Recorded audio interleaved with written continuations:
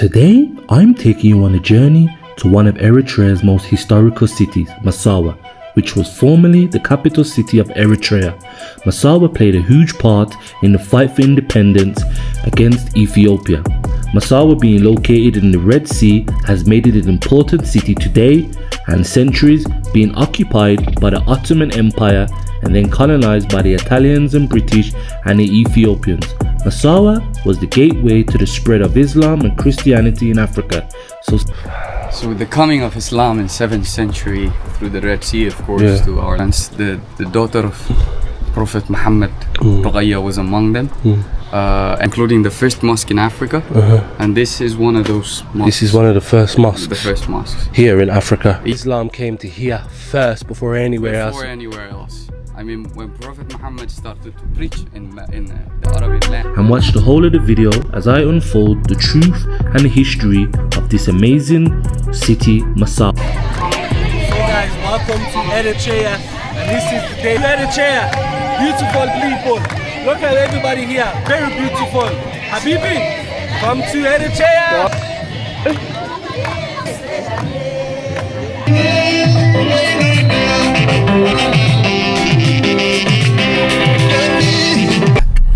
On our way to Massawa. Sorry guys, still getting used to the names, but yeah. So what is the most important thing? What is one of the important thing of the place we're going now? Massawa? Yeah, Massawa. Oh, it has a lot of important things. It was a center for the different colonizers. It's one of the two big ports of Eritrea. The first mosque in Africa is in Massawa. Wow, the first mosque. Remnants of the struggle for independence of Eritrea is in Massawa. The Imperial Palace of Emperor Haile Selassie, and before him, the British before him, the Italians, but originally made by Munzinger Pasha of the Egyptians, is in Massawa. We have architectural heritage that would show many tourists of the different legacies in Massawa, like the Ottoman, Egyptian, and Italian, and many more to see, actually. Sounds like a place that's just been passed around, you know? Exactly. And just a place that sounds like it's just been passed around. Everybody's had a little piece, so I'm very interested to go visit here now. And yeah, very interesting. And I'll be bringing you some more. But you said the first mosque? Yes. Probably in the whole world. Okay. For sure. In the whole Africa. Of Africa, because the first country to accept Islam in the whole of the world is Eritrea. Is that okay? Some people may argue with that, but a lot of people will argue. I didn't even know this is the first time, and I just know they're gonna argue with that. A lot of people will argue. But Eritreans, the people who were here, accepted Islam way before, even before the so-called holy city of Islam, Mecca. Was Islamized, yes. So that's why we have the first mosque. Guys, listen, we're on our way to here now. We got some talking and some explaining to do. So I know you guys are gonna be in the comment section saying, "No, he's wrong. How dare he?" Here you would see. And as you can see down, the railway. The railways. The vehicle now to just taking these mountains, man. Wow, look at them, guys. I've seen a lot of places, been a lot of places, but these mountains, we're really high up, aren't we? We're at the high altitude. Really high up, guys. I can't, wow. We are on an elevation around 2,700 meters. We're still in the vicinity of Asmara. This place is called Dirfo. Where people would recognize Dirfo by the train tracks that you see here. That stretch from here, from Asmara center to Massawa. That was built in 1911. So guys, we're just here now at a tunnel that the Italian infrastructure, but the Eritreans built. As you can see, they had the rocks. Brother, in what year did they? That connected Asmara with Massawa, and later on, in 1922, was finished the trail, the train railway that connected Asmara with Keren. What would have been the transport? Was it just be, what was it used for, the train? Just transporting what? Transporting people, goods, materials. How long would the train have took? I had no idea. I've never. I've been. Well, we takes a 3-hour drive, so it probably would have took a bit longer. Maybe a day. No, it took maybe shorter, right? Because the train is like, you don't have anything to block you. I mean, would it take shorter? Yeah, I think longer. We also have another rail track that stretches from Asmara to the western region, to Keren. That was also built in 1911, started functioning in 1922. And as you can see, we have a lot of cactus fruits. Cactus, on the mountain, yeah. We're not in Las Vegas, or we're not in America. We're here in Eritrea. This is the hidden gem of Africa, Eritrea. And this place has a lot of history. As you can see, the land, it's to protect, to preserve the soil from being eroded. The people of this village have, made what we call in Tigrinya zalas, terracings, as you can see. It's well protected. There are farmlands. To secure supply of water, our government has built very large dams everywhere. So we will see another dam while we cross the road here. So with you said this tells 1,000 words when there was the fighting was going on here. Do you think the locals, the Eritrean people, knew these mountains from back to hand, and that was how they was able to defeat Ethiopians? Would you say that was a huge part? Of course. One of the things that our father says that not only did the Eritrean people fight the Ethiopians, but also the land. The landscape. Eritrean people know the landscape well. As you can see, this is a mountainous area.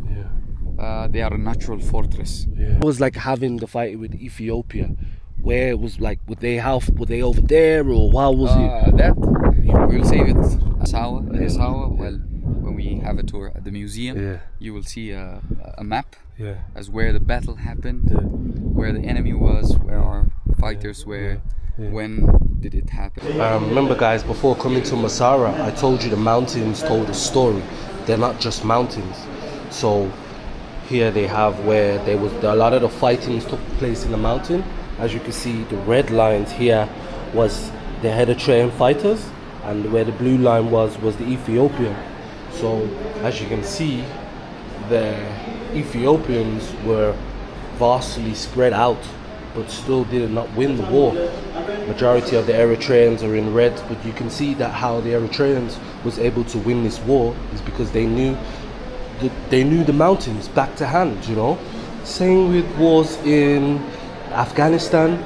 They beat the Russians because they knew their country. The Eritreans knew the layout, even though there was not much of them. Seems like there's more Ethiopians, but they knew the layouts of the positions which to hold, where it was better to fight from. So that's how I think they was able to win the first war, was to know the layout from the mountains. So these mountains are very special in the culture of Eritrea. The culture of Eritrea to gaining their independence. And how many soldiers, how many weapons were there, participated there in detail. Okay, guys. Amazing.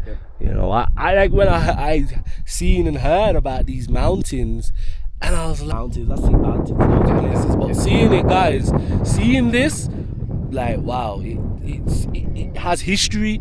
And it speaks for itself. When you go somewhere, you feel the presence. I feel the presence of here. I feel the presence, and that's a really good thing. I can feel it. That's really good. We'll see more. Eritrea may be a small country on the map, but we have a very rich history, starting from millions of years ago. Fossils that support the theory of evolution. Like 27 million years old fossil. Which is found in the National Museum of Eritrea, which we will visit on your last day.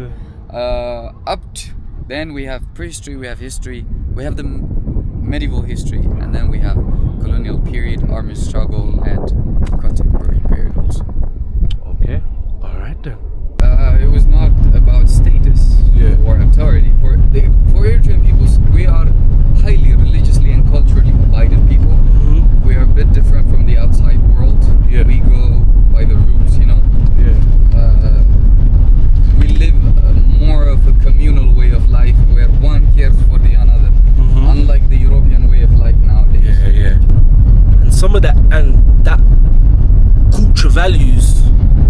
present today? Not some, all of it. All of it, of course, with the influence of globalization, social media, social media, internet, you know, Hollywood, Bollywood movies and songs. Many of our young generation are being brainwashed and spoiled.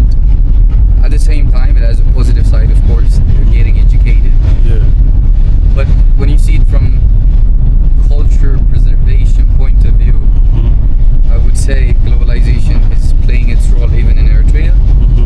But our fathers and mothers have done a great job in preserving the culture, values and norms, and, you know, passing it down to the young generation. How do you, okay then, so not to get too political and too deep, so you're saying that globalism is still like taking away the old tradition values, but if that's so, how could that be so if like Eritrea is very kind of, it's very, I wouldn't say secretive, but very cut off from the rest of the kind of Africa and a bit of the world? How's that able to happen then? There is very kind of cut off, if you know what I mean. There's not much of outside influence. How does that happen?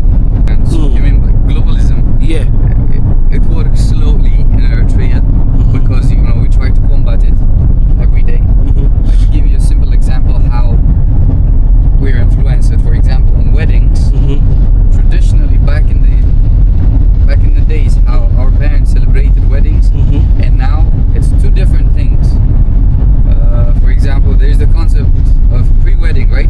Where you take photos wearing different outfits, you know? We never had that. Even the clothes that the bride and the groom wore during their wedding ceremony is now slightly changing. It's becoming more of a European style, which is taking the meaning and the value of the concept of the marriage even. So not only this. That's a kind of, I kind of had to kind of highlight that because that was interesting for you to say. But from what we hear from things on social media, I would think otherwise. Do you know what I mean? Are you agreeing what my friend is saying? Let me know in the comment section. Do you agree? Do you agree with what he's saying, that you're slowly losing the culture values? But is that just moving with time? You know, is things meant to evolve and adapt with time? Let me know. So we've just stopped off, guys, to a Soviet tank. So let's see. Wow. Whew, very hot. It feels hotter now. As you can see, guys, this was an old Soviet Union tank. The Russians were obviously funding Ethiopia to try and bring communism here in Eritrea, but the Eritreans were little, but they had that big fight in them, that big dog. You know, there's a famous saying that they say in Jamaica, little, we're little but we're talawa, means we're little but we're strong. And that's what I get from the Eritrean people. They may be small geographically, but their heart here is very big, and they're just so, their heart is so big. They're loving and caring people, but when it's time to fight for their country, the land that they love, it's time. And that's what I know about Eritreans. Wow. Happy to be in their country. Weather very hot. Okay, good. He's asking where you came from. I came from England. Britannia. Okay. Britannia. Okay, welcome. Thank you.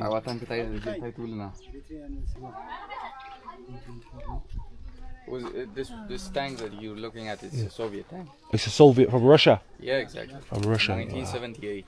The Eritrean soldiers retreated.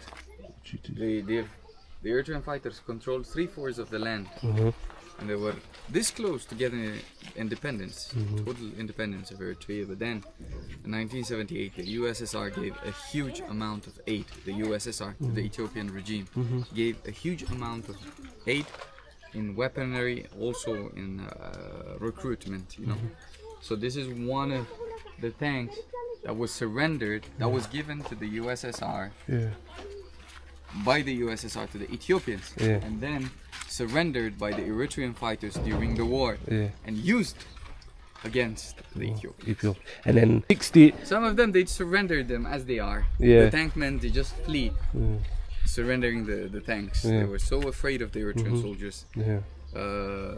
So as you can see, this was one of the tanks, and in Massawa we're going to see 3 famous tanks: Jaguar, Commander, and Tiger.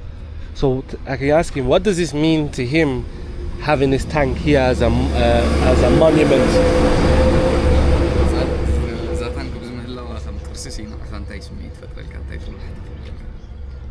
ذكري لله والله هذا نبرة خير تاسي يرأيك أجلك عج تساتيف كان يركا نسمع يساتف كان يركا حج خير نقرأ خلص أنا عندي تاريخية تانكية بس جنبار فرنسا تانكية بعد جنبار جند أبو بعد. Yeah, there was an operation here to liberate the major town of Ginda. This tank participated in liberating this town, and he's saying that there are a lot of memories. It takes you back to the days of the war, where Eritreans were fighting for the independence. So the relic here takes you back in time. Yes.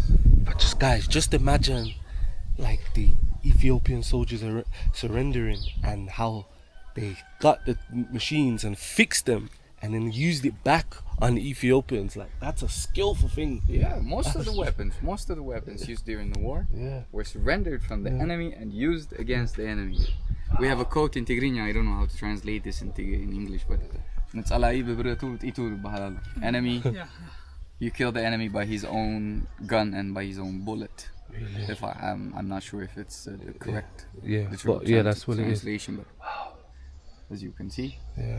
And these are the young generation. These are young generation. Young generation, so strong. Yeah. So he's so proud of their history. Yeah. Tell them, I'm gonna give them the camera, and they're gonna say some words in Tigrinya, in their language, what they love about their country.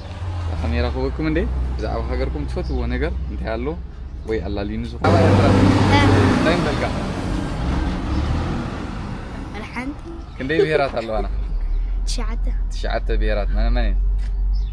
زي ساهو بلين عفار كنامة تقرينيا تقرة دارب داويد تقرينيا أمبسا تشعتي أنت غيشو برافو كنيك فلي غموس okay you know what I mean. Thank you. But okay, I just want to ask him one question. What's one thing he loves about his country?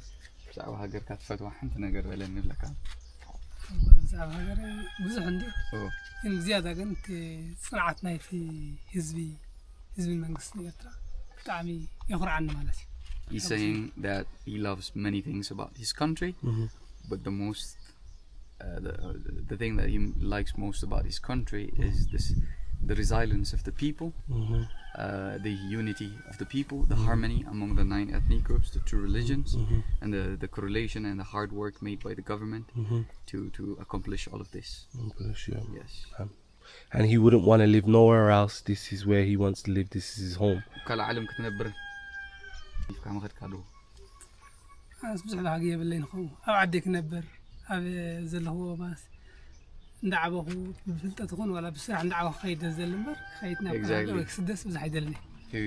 He says that he never wants to leave the country because this is what his culture is, his family is, his norms, values, everything that he believes in is here, and he wants to learn, develop, and grow here in his home country. I was like, I got to this town and I was like, where is everybody? The streets are quiet, but here they are.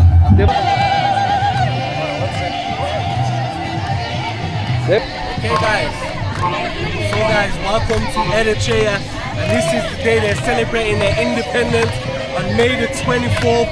So happy independence to Eritrea, a beautiful nation. Guys, come to Eritrea, beautiful people. Look at everybody here, very beautiful. Habibi, come to Eritrea.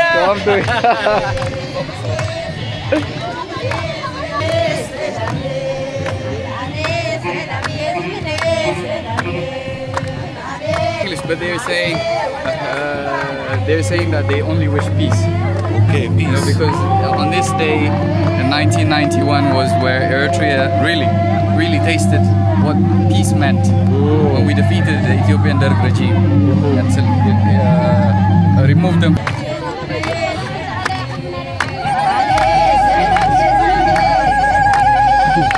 They really had their peace, but like I said, guys, you can just see what it meant was with religions don't normally always come together, but this time Christians and Muslims are like, we need to come together and put our country first and stand for this country. Brother, you know the color of the flags, what does it stand for? Oh, good question. So the green symbolizes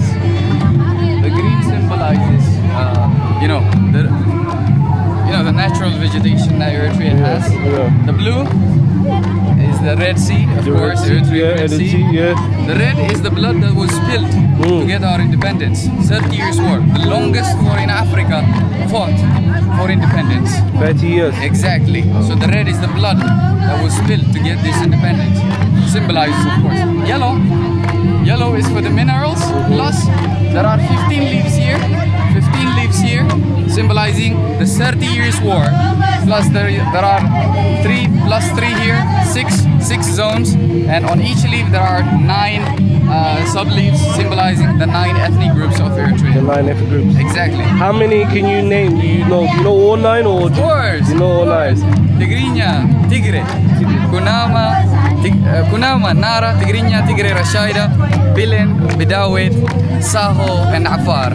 What's your tribe? Tigrinya. Tigrinya. Yes. But I am Eritrean. Eritrea, all one. Exactly, all one. All one. Exactly. All one. I like that. You have 9 different tribes. Exactly. But Happy all one. Independence Day, guys. Happy Independence Day, guys. Happy birthday to you, since. Happy birthday to me. That's why it's even more special, because it's my birthday. Exactly. And it's their independence. So even more feels even more special. Okay? He's gonna tell them. So the young kids over there think that Bellingham is my brother. I said no, he's not my brother, but he's from the same city I'm from. So maybe, I don't know. Big up Jude Bellingham. Can I ask them what today really means to them? Oh yes, you can. We ask her. Okay, the leader. عنده ايه؟ زي ما عدسي تايتر بيزا اللي She's saying the message of today is very heavy. The day is also very heavy.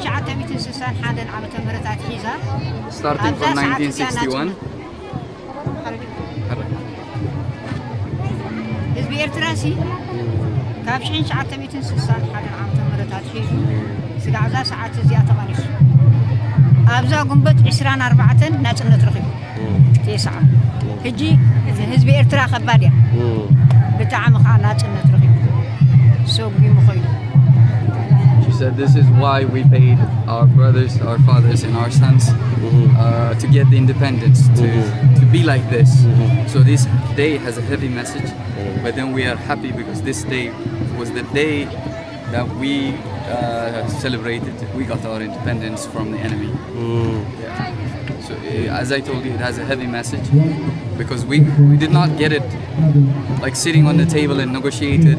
We did not get it like that. We paid our fathers, our mothers, our daughters, our sisters, over 60,000 martyrs to get this the independence. So it has a heavy message. She's right. And because you also asked her, when Eritrea got its independence, do you think that they gained their respect from the world? Of course, we did. Because we fought the longest war in Africa, 30 years war, against the biggest, against the country that had a very big army during that time, with the help of Soviets and other countries. So I think we got the respect that we deserve. But we earned it, nobody gave it to us. So it feels even more unique and exactly. Okay. That's why everybody's proud to be Eritrean. You can find someone, but in short, you cannot find Eritrean with the culture and the norms and the values that we have anywhere in the world. I'm certain of that.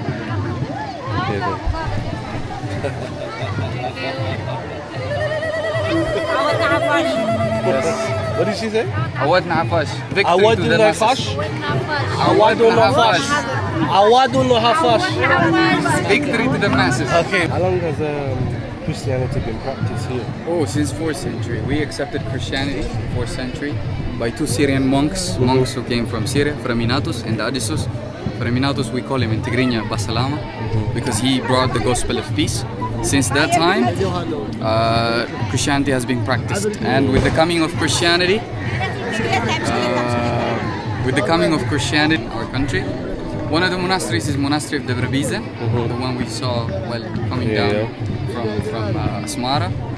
So I could say Eritrea has a very ancient legacy regarding Christianity, even Islam in our region. Yes, because of the strategic position that we have on the Red Sea, Eritrea became a gateway to the introduction of Christianity in 4th century and Islam in 7th century to the whole of Africa. So that's a very interesting point, that Christianity has been in Eritrea for a very long time. Yes. Because a lot of people think that Christianity only came to Africa during slavery, which is not true. It's always been here. It's always been here. Yes. It's always been here. It has been practiced, and we have evidence in our monasteries, like monastery of Debre Bizen, Debre Sina, Ham. We have a lot of monasteries. And from these monasteries, we have mummified bones of saints. We have parchments that we call in Tigrinya Branna. We have a lot of religious relics to prove this, and of the date which Christianity was introduced to Eritrea. So would you say that here was the civilization for Christianity and Islam then? Oh yes, definitely. I would. The earliest ones. Exactly. Yes. It's just a shame that the Orthodox Christianity here. Now, Catholics plus Orthodox plus Protestants. So there's three. It's not Three now. Now. Yeah. Now. Okay. Wow. It's a shame that Christianity here never spread through the whole of Africa, instead of it being brought through colonialism and so forth, and slavery. But obviously it has been here before, and so these are the arguments that I kind of like to bring forth. So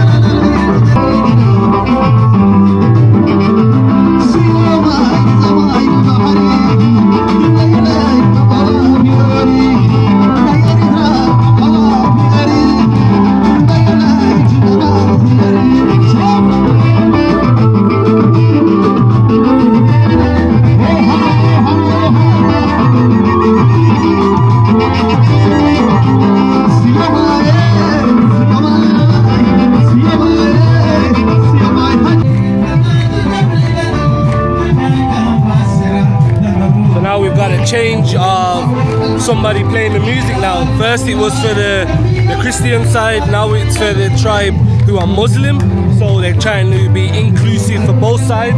So now you got more of the soldiers, so I'm guessing that they're from the Muslim side, so they would dance to their song, which is very good. But even the Christian side are coming out to dance.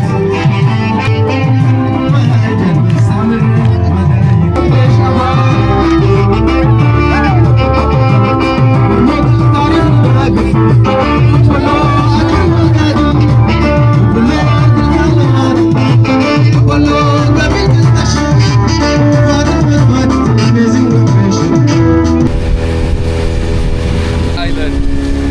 And where are we, brother? We are in Massawa, Alright, the okay. hidden. Generally, we are in the hidden gem of Africa in Eritrea. Right now, we're in Massawa and we're going to the Green Island. Please come visit Eritrea. How are you? Good. Beautiful city just keeps unraveling and revealing beautiful hidden gems. So I just can't wait to explore it today and just showing you guys everything in this very ancient city. There's a lot to talk about. But we're here onto another island.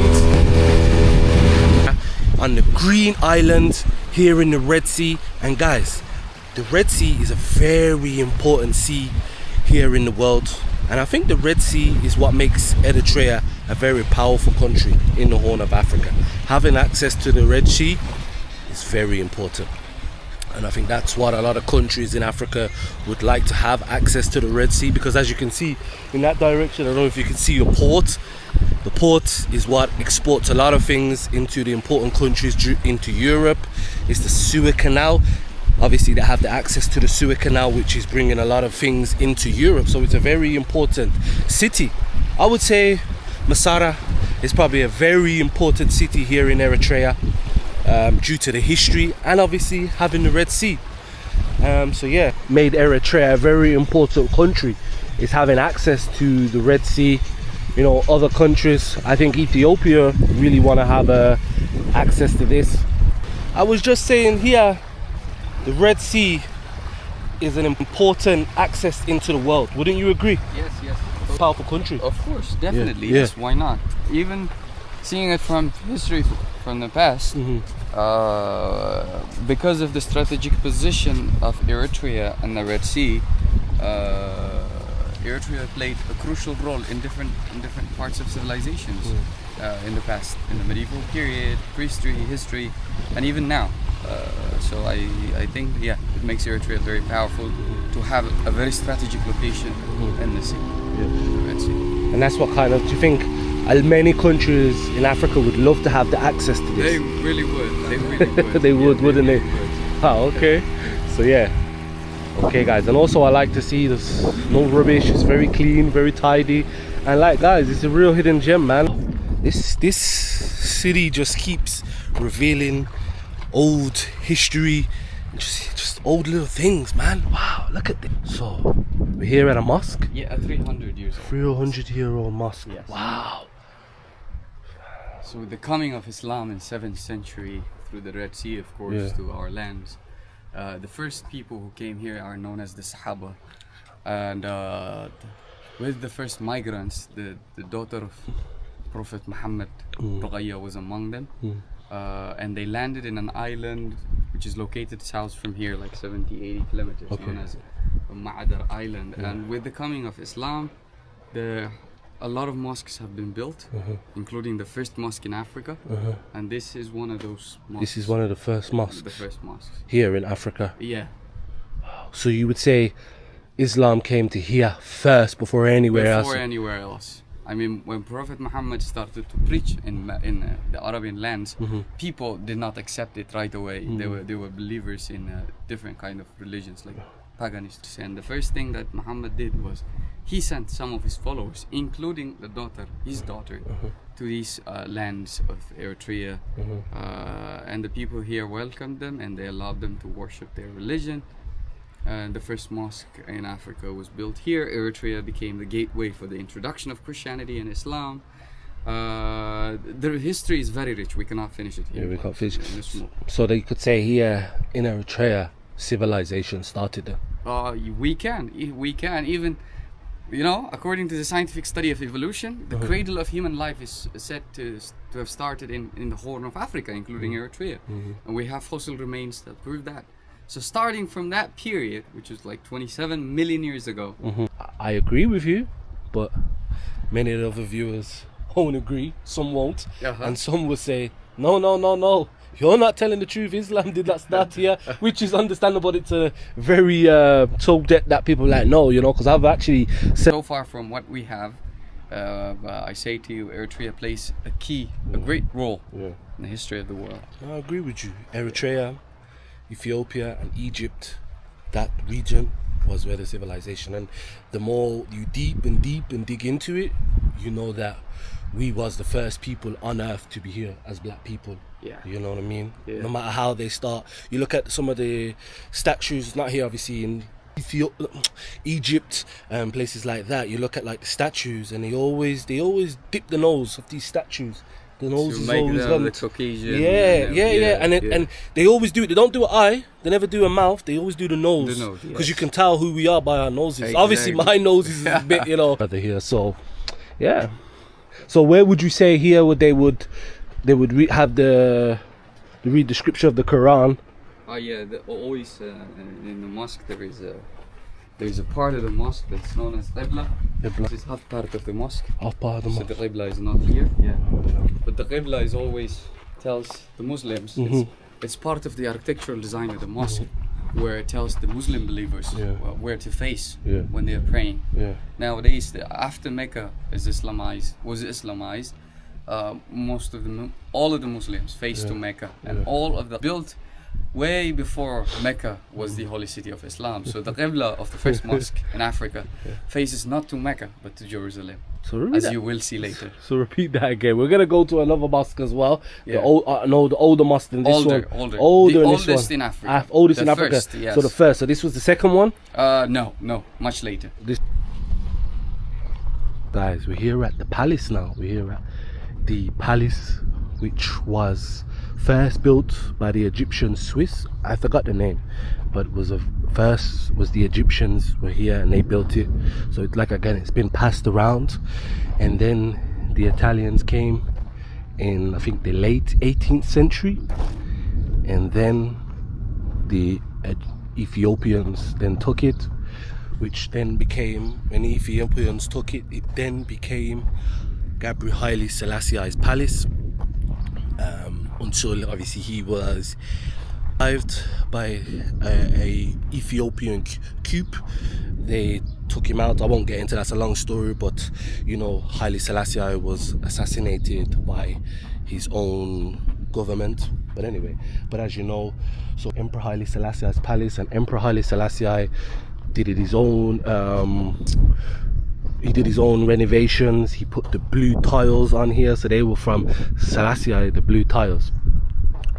Yeah, his home, he was his summer home, I was told. So Selassie would come here in the summer and he would chill here, and obviously he had the port, we had the water, and obviously you could see. But as you can see, Selassie is known, and the Rastafarians were known for the Lion King of Judah. So them says Zion, and Jamaica culture, obviously in the Rastafarian there's a lion, the lion of King Lion of Judah, Zion. Going back into the Rastafarian religion, if you want to class it as a religion. Some don't class it as a religion, but when Selassie came to Jamaica, there was a drought, and when he came, he brought the rain. So that's why people class him as being a god. As you can see, Ethiopians were the last people to have control of this palace till 1999, and obviously, as you can see, they've got bullet holes right through the door.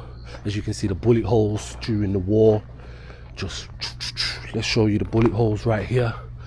As you can see, these are bullet holes, bullet holes, bullet holes, bullet holes, bullet holes, and this was the fight of the Eritrea liberation, Eritreans having this. But as I wanted to mention, you can see the lions. This was a palace, and as you can see, just walking through, there would probably be some lion poles here, and they would just walk through the doors, and this was his palace, Emperor Haile Selassie. But you have to be very careful mentioning Haile Selassie's name in Masada, because Selassie is not liked here. Selassie is loved in the Rastafarian Jamaican culture, but here as the thingy in the palace, he wasn't liked. But yeah, this was the palace, his summer home, Selassie's summer home you would have. So this way he would look, the windows, and I'm guessing this was the lobby area. For the wall, you can see this was probably a very beautiful palace, castle, a luxury mansion, with a nice view of the sea. you know, something very spectacular, but it's been taken down, you know. So yeah, really sad. But as you can see, I'm guessing this was before they had the little statue cube here. They probably had the lions, Zion, yeah, you know. But you have to be very careful mentioning Selassie's names here, because the Ethiopians did a lot of bad things here, you know. And you know, still to this day, the resentment of Ethiopian Eritreans are still there, you know. There still is a little bit of resentment. You know, sometimes I remember before I had seen a Ethiopian person and I seen an Eritrean person, and I was like, oh, are you from Ethiopia? They were like, no, I'm not Ethiopian, I'm Eritrean. But I didn't know, you know. Obviously, looks wise, you really can't tell the difference between Eritrean and Ethiopian. Well, some people think I'm Ethiopian. They say, yeah, you look Ethiopian more than Eritreans. I think Eritreans are a little bit more darker than Ethiopians. Well, you do get some dark Ethiopians in the south. But yeah, but here was before the Italians came and colonized here. This place was actually a port for the Arab settlers. So I've been told, it's not known, but you know, that they used to bring a lot of slaves here, I think from the south of like Kenya, the Tanzanians. They would bring him here and probably take him to Oman, you know, because Oman is not too far in this direction as the slaves. They would have him here and take him. So, but yeah, let's go upstairs to the palace. So this is the palace, and look at the ruins, guys. It's just been taken out by the war, just been blasted out, bombs.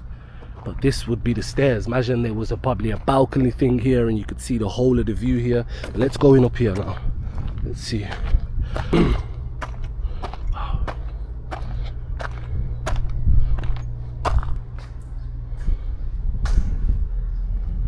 So this was Empress Haile Selassie's bathroom. This Emperor Haile Selassie's bathroom, where he used to obviously have a bath, the toilet. This was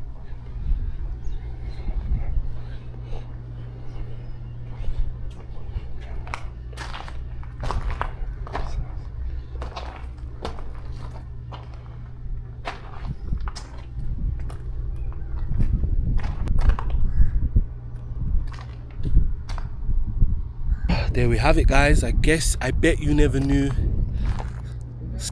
Selassie had a palace here. This is Selassie's palace, and I kind of always was like, wow, Selassie had a palace here, let me go show this. But yeah, it's a shame that a war had to happen here and people had to lose their life. But I mean, at least the Eritreans had their freedom, what they've always wanted, you know. And I think I had a bad word to say about Eritreans. And I think, you know, Eritreans, they've gone through so much, you know, generations can tell you about things that's happened here. They've gone through so much. And I can understand why that makes them, they're very welcoming, but that makes them very reserved people, because, you know, they've been exploited from so many countries. The Italians, the British, the Ethiopians, you know, people have just, you know, many countries means something more in the heart, you know. I'm trying to explain it to you guys, but bloodshed, you know, and the flag represents the struggles and the fight. But Sahaba Mosque was the first ever mosque here in Africa. It was the first ever mosque. Before coming here, this is where Islam started. Before we had the spread in Algeria, Libya, in Ethiopia, Egypt. This was the spread of Islam here. They in that direction, they took boats from Saudi in Mecca, and this was the port of the station. But they came here. There was two ports here in Eritrea. There was a port in that direction. I've forgotten the name, it's escaped me. But there was two ports. You had this port first, but this wasn't always the first port here. Until Prophet Muhammad came here and he discovered this port. But he came here to this port because he didn't want to be seen. He didn't want to be seen by other people to come in here before spreading the message of Islam. But yeah, But like I said, here has been a really big important place. So this is very an important place. So before here you have the docking ports here. You had the docking ports. What is the other dock port? The name? The ancient port prior to Massawa is the ancient port town of Adulis, which came into being by around 2500 BC, but it became a major trading port starting from 7th century. History that we are talking about is in terms of the arrival of the early followers of Islam. So in 615, when Prophet Muhammad advised his followers, to be exact 18 of them, to seek refuge in the land of Habash when they were being persecuted by the Qurayshi mercantile of Mecca, they landed in the old town of Massawa. So this place is called Ras Armadur or Ras Mudur. So they landed here and they created a structure that is to be used for praying purposes, which an intentional built structure to be used for the prayer, hence becomes a mosque. So this is a structure that was for the first time purposefully being built to be used as a mosque. So it makes it one of the, if not the one of the mosques in the world. So it's still orientation faces towards Jerusalem. It's so this is facing Jerusalem. Yes, the mihrab always faces to Jerusalem, but later on starting for many Muslims to come and visit. Well, it was not internationally being publicized. It was not internationally being promoted efficiently, but still the local communities, even Muslim communities who came to visit Massawa, do their prayers here, and also the communities in Massawa make the Eid al-Adha. But this town, old town, has been passed around by just so many people. I'm not saying that to be rude, I'm just going off history. We had the Italians, the British, they had the Ethiopians that were trying to control everything here, you know, so it's just been passed. It reminds me of a place in Kenya called Mombasa that was passed around so many times. But as you can see, this was affected during the war against Eritrea and Ethiopia, as Ethiopia wanted to try and have control over here, like I was saying, because of the port in this area. So there was so much fighting, and obviously you can see the decay from the war. But this was built by the Italians, the first bank, the Bank of Italians. But even the Italians came to fight the British here. The British and the Italians were fighting here in Eritrea because the British wanted control of this area. Simple reason of the port. That's why I say this Massawa is one of the most important cities here in Eritrea. One of the important, there's many other important cities, but this was originally the first capital of Eritrea. The first capital here, as Marara was the first capital of Eritrea before Asmara became the capital here because of the port. But yeah, the British came here because they had the link with the Ethiopian and they had the boats. But they during the second World War, the British and Italians were fighting for this claim of port. Obviously the Italians lost, but the Italians were here way before anybody else came, had their stamp. But this was in this, you're probably wondering, what is this? Something that looks like used to be a statue. Well, this was a statue of Emperor Haile Selassie, which was a statue previously before was pointing to the sea, claiming that it belonged to the Ethiopians, and obviously the Eritrean fighters blew it up. You know, they took that as a sign of disrespect. How can Ethiopia come here and try and claim that this is their land? This was never their land.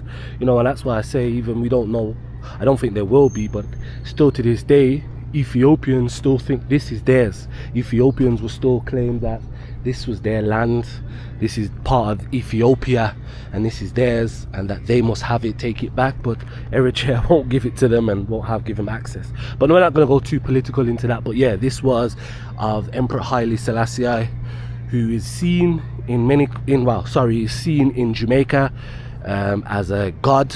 Some people see him as a god, a true leader. But here in Eritrea, many people do not like Gabriel Haile Selassie. If I'm wrong, guys, let me know in the comment section. But this was once a statue of Emperor Haile Selassie pointing to the sea, claiming that this is Ethiopia's land. So yeah, but I've just a little quick brief.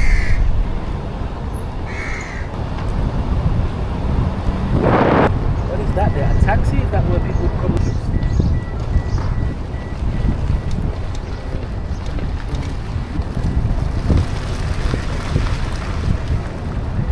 You can see it's very Italian. Hello, salam. It's very old with the architecture. As you can see, the buildings very European built design. As you can see, very European. The flags, very old town. But I thought I'd kind of show you the statue right there of it. You know. Like I said, this was built in the autumn by the Ethiopian autumn. As you can see, just very old Italian. Even if you go some places in Italia, you'll still see, even in Venice, you'll still see the architecture being the same windows, the same shapes. But obviously that's a bit, seems like the Islamic way, I don't know. But you can see very architectures, and people are just driving around on bikes. That's the normal interpretation of here, is just bikes. People driving their bikes here, just going up and down. So the old town of Masara, flags, just gone back in time. No internet, no nothing, just a very old town, and it's just gone back in time. But as you can see, wow, built by the Italians built all of this. And very interesting, guys. Here we have a little shop here. Let me just show you the shop. So we have a shop here, and this is what a normal shop would be here in Masara, an old-fashioned shop. People leaving their bikes outside. This is an old type of fashion shop. We have a fart shop here. We have a gifts souvenir shop here. So this is what an average shop looks like in Masara. They have Red Bull, crisps, cans, all type of things. So this is the normal shop, but everybody kind of uses their bikes as transportation. I've seen a guy bringing bottles, alcohol, water, transportation it to the shops here, drop it off, you know. Very just remarkable and miraculous. Anyway, so guys, we're gonna go and head off now.